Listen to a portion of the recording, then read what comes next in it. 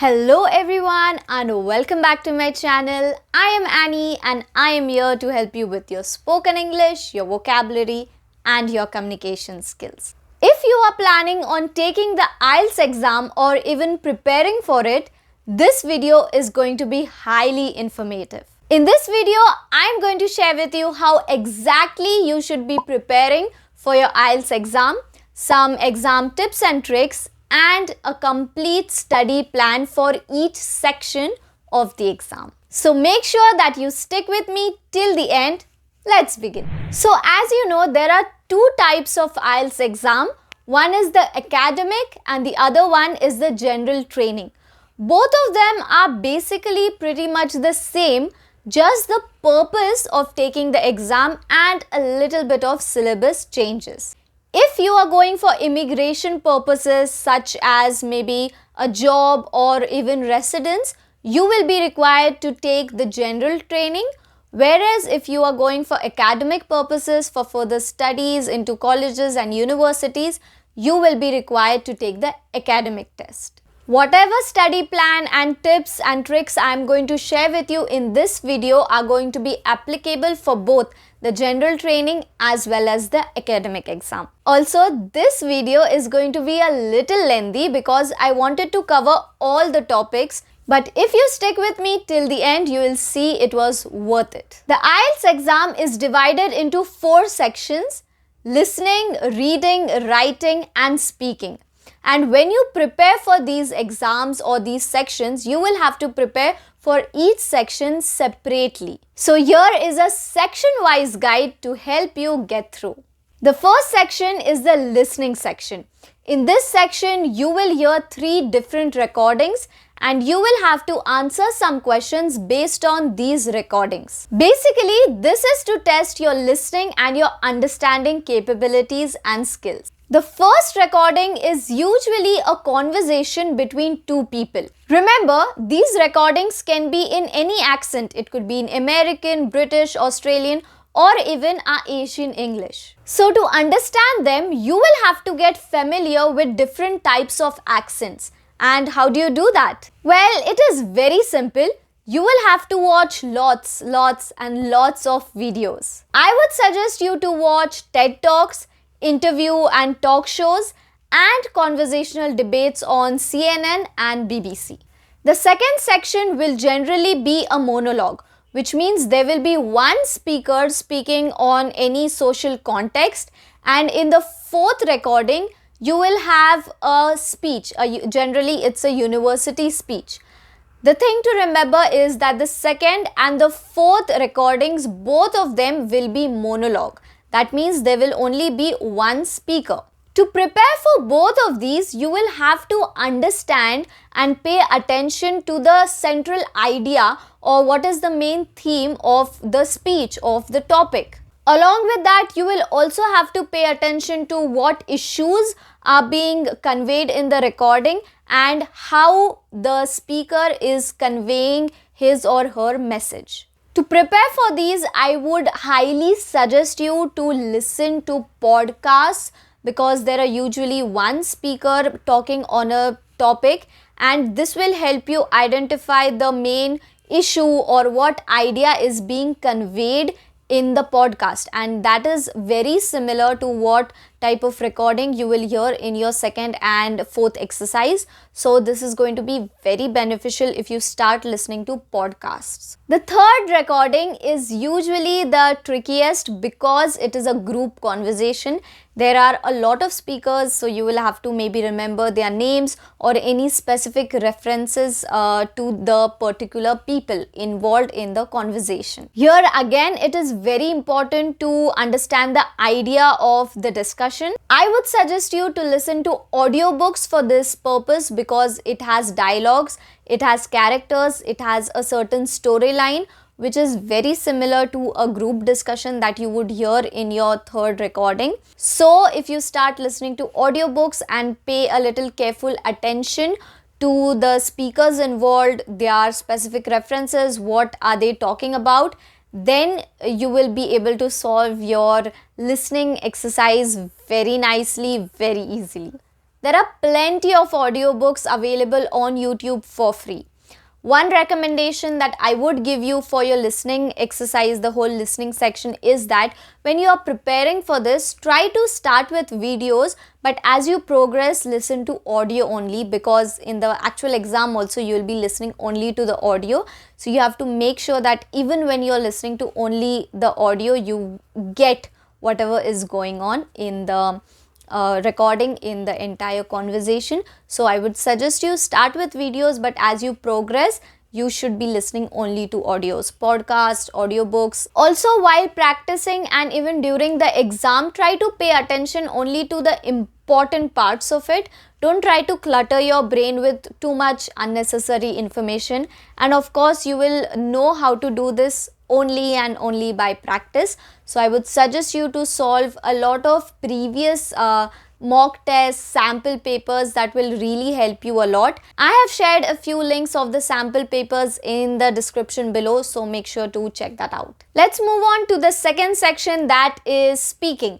Now, I understand speaking is the section that you all are very afraid of. It is the most dreaded section for a lot of exam takers. But with few tips and a little bit of practice, it'll be easy. There are 3 tasks in the speaking section. In the first task, the examiner will ask you some questions about yourself, like your family, your hobbies, your background, your aspiration. It will be like an introduction.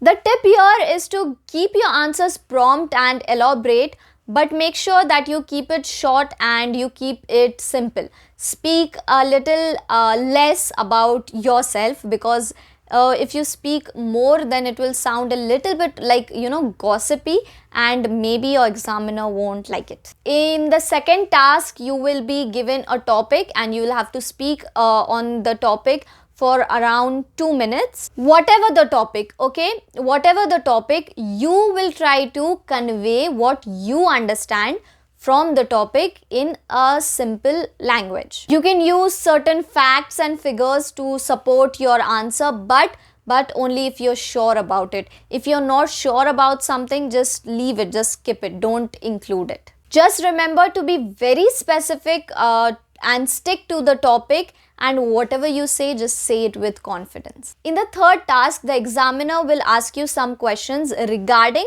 the topic that you were given, that the topic you have spoken on. So it may be questions related to only that topic.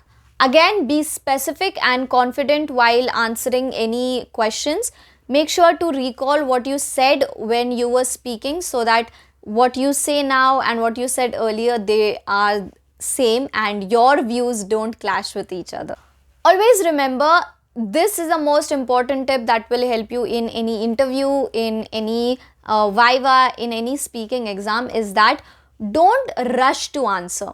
When you are asked a question, our immediate response is like, okay, I have to answer this now. But no, just try to take a moment, take a pause, take a deep breath, and then you answer, because it is very important to be calm while answering, because when you are not calm, then there are just words going in your head and you will start fumbling and you tend to make more mistakes. So before answering any question, just take a deep breath, keep yourself calm and composed, and only then you open your mouth to say anything. Just don't rush into giving the answers. Also, if you don't know the answer to something, just tell your examiner that you don't know it. Just don't babble around looking for an answer. No, please don't do that, because we often speak anything, we try to come up with an answer, and it just spoils everything. That if you've performed good earlier, then this will kind of spoil your impression. So if you don't know any answer, it's okay. You just simply be honest about it and say that I don't know the answer to this, and it will be fine. Just don't try to come up with an answer if you're not sure about it. Don't do that. Please don't do it. Try to practice around with mock tests and sample questions. Again, I have shared the link to the practice test in the description below. Check that out. Also, if you're liking this video so far, please boop the like button. It really helps me a lot. The next section is reading. In the reading section, you will be given 3 long passages of around 300 words, and you will have to answer questions that are based on these passages. It's like a comprehension. The passages are 300 words long, so it is a long passage. The first thing that you need to do is speed reading. Try to have the habit of reading so that you skim. There's a difference between reading the entire thing and skimming. You will have to learn the art of skimming. Now, what is the art of skimming is when you just go through the passage and you try to pick up what is important. For this, I would suggest you, whenever you are doing any comprehension passage, whenever you have a passage and you have questions below, try to read the questions first and then you read the passage, and then again you read the questions. If you read the questions first and then you read the passage, your brain will already know what you are looking for. So it will be very easy to skim through and you will not have to read the entire thing. So you will save a lot of your time. Just make sure that you learn the art of skimming. Read the questions first and just skim through the paragraphs and look for what words you have seen in the questions, because your brain will already know what you want from that passage.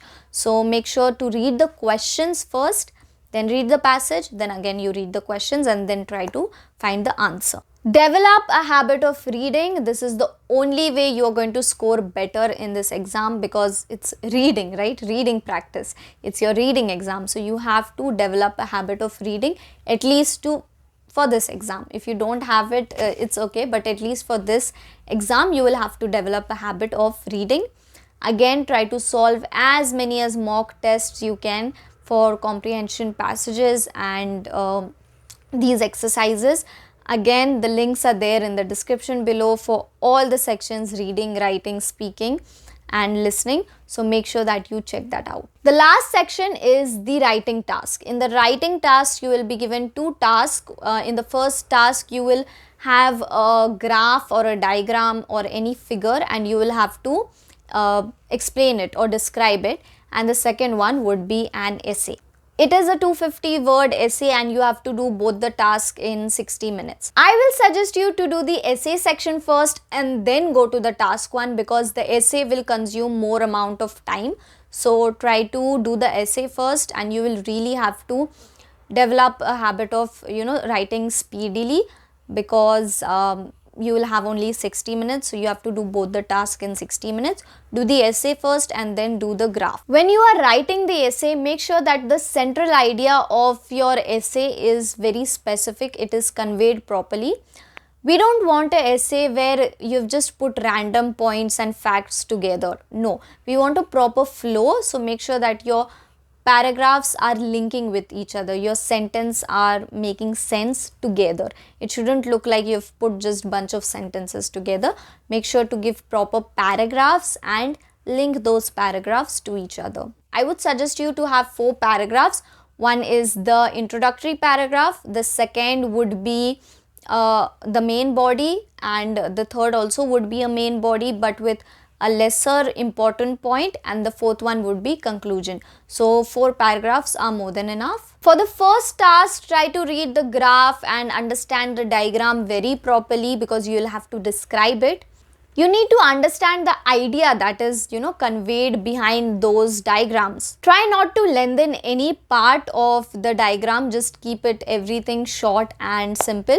Don't give specific importance to one thing and not so importance to the other thing. No, just try to keep everything very simple and short. Increase your writing speed to finish both the tasks in 60 minutes. It in itself is a challenge, so make sure that you have the habit of writing fast. Check your spellings and punctuation. This can affect your score. And most importantly, guys, make sure to use formal language. Don't write in the way you would talk to a friend. Use a formal language. Listen guys, to be very honest, practice is the only way to get better at your exam and to score better. The more you practice, the more chances of scoring better. You should be taking a sample test of all the sections: speaking, reading, writing and listening at least once a week. This will not only improve your language, but it will also give you a boost of confidence, because you have practiced so much. You know exactly what type of questions will be there. You know exactly what to expect in the exam. So you will not be nervous. You will be actually very confident if you do the sample tests first. Also, a really important point to remember is to answer all of the questions. So even if you don't know the answer to a question, don't skip it, just answer it. Because even if you answer it incorrectly, there are no negative markings in the IELTS exam, so you won't lose any points, and who knows, maybe your guess was right and your just score will get better. So don't leave any question. Also, if you want some more guidance and practice with your IELTS preparation, I am very soon starting my new batch of online classes, especially for IELTS preparation. So if you are interested or you want to know more details, make sure to let me know in the comments below, or even you can message me directly on Instagram. That was it for today's video. I hope it helped you, and once again, all the links to all the sample questions and practice tests are there in the description below, so please check that out. It will really help you. If you like this video, please give me a thumbs up, and most importantly, please don't forget to subscribe. Bye, I'll see you next time, and all the best for your preparations.